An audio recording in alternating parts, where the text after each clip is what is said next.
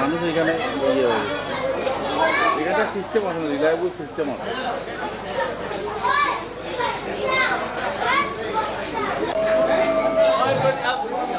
নমস্কার, প্রণাম। নমস্কার। বাড়ি সূর্য মন্দিরের পক্ষ থেকে আমরা সবাইকে শুভেচ্ছা জানাই।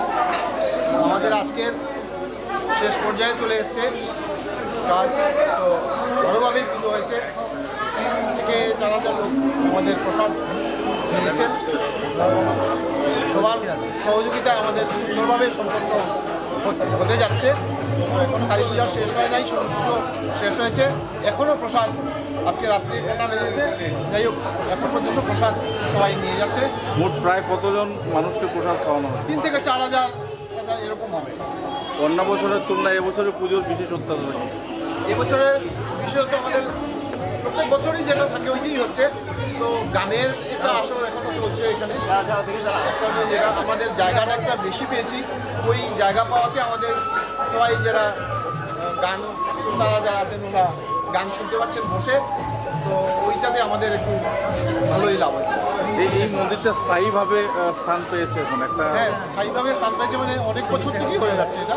একবার আমরা সংবাদ মাধ্যমে উঠে এসেছিল জমি নিয়ে কিছু বিষয়।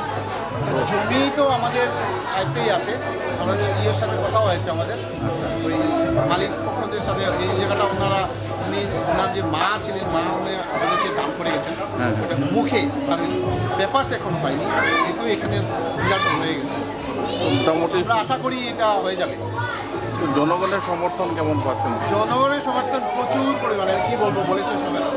তো আমাদের এখানে ভালোভাবেই পুজো হয়, সবার মন থেকেই এসে ভক্তি ভাব নিয়ে এসে পুজো দিয়ে যান।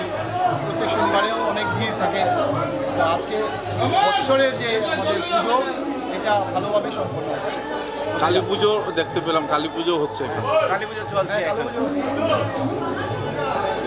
কালী পুজোটা কেমন করে হয়? কালী পূজা দিনের বেলা পূজা হয়েছে, ভক্ত সমাগম শহরের মধ্যে সবচেয়ে বেশি।